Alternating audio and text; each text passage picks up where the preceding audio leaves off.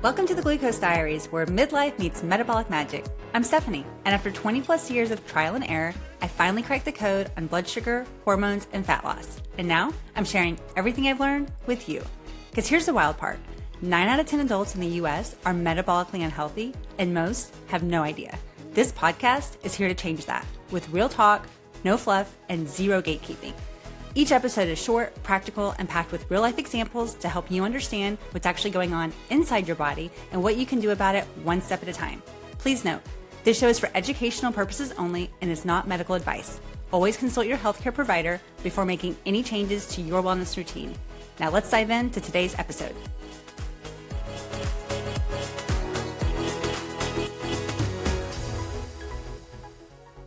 Hey, it's Stephanie. Welcome to another episode of the Glucose Diaries podcast. Today, I'm sharing my best hacks for enjoying your holiday meals without ending up in a food coma, raiding the dessert table twice, or passing out on the couch before the movie even starts.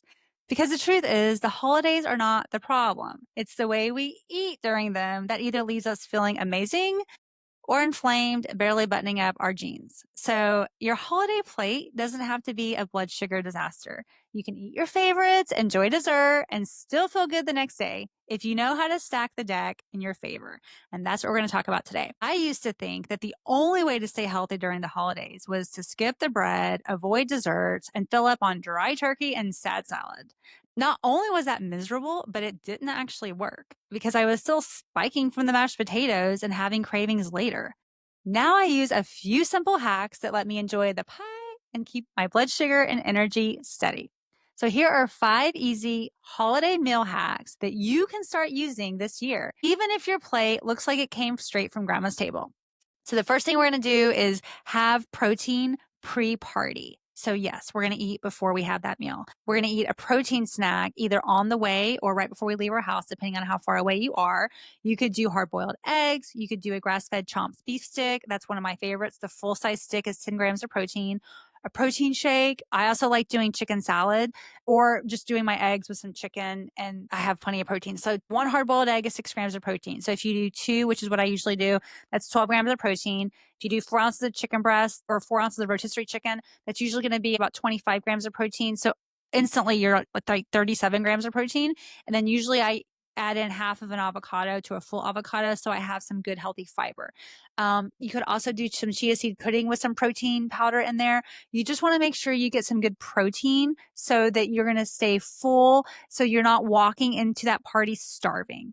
Because otherwise you're going to get to the party, you're going to eat the bread basket, you're going to eat all the different crackery appetizers because they're going to look really, really good, and you're going to start to spike.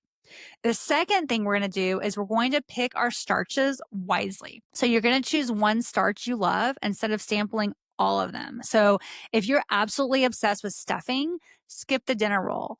This lowers your total glucose load while still feeling indulgent and getting to eat what you want. If you love stuffing and mashed potatoes, maybe just do a little bit of each one, but you don't go full bore on everything. Pick your favorites and really enjoy those. Third, layer your plate. Go veggies first, then protein, then starch, then dessert. Holiday specific examples are going to be something like roasted Brussels sprouts or salad as far as what you're going to start with for your veggies. Then for your protein, you're going to have your turkey or your ham or whatever the main meat is or protein at dinner. Then you're going to go for your starches like think mashed potatoes or sweet potato casserole. This slows the digestion and blunts the spike by eating in this order, right? We're going to start with our fiber. Then we're going to go with our protein and fats. Then we're going to add in our carbs and starches. And then we're going to have dessert. So getting into dessert, number 4, we have a dessert pairing trick. Have your dessert, if possible, right after your protein heavy meal and pair it with a few bites of protein or fat. So for example, if you have like your pecan pie or your pumpkin pie, plus your whipped cream made from real cream, or add a small cheese cube, which is going to add a little bit of fat to that. So it's not just straight sugar spiking you. So that's one thing to do is you can start pairing your desserts with a little bit of fat to where it will help slow down that spike. Number 5, we're going to organize a holiday activity. If you don't want to be the only one walking after the meal, make it social. Organize a group walk to check out the Christmas lights or the fall decor. Suggest a round of charades or an outdoor game with the kids. Anything that gets your muscles moving will help your body clear the glucose. And if everyone's already parked in front of the TV starting that Hallmark movie, go to the bathroom, do like 20 or 30 air squats, maybe a couple of push ups. You will thank yourself later. So, there are some quick pro moves for my overachievers I wanted to add. You can add cinnamon to your coffee or dessert for a tiny blood sugar benefit.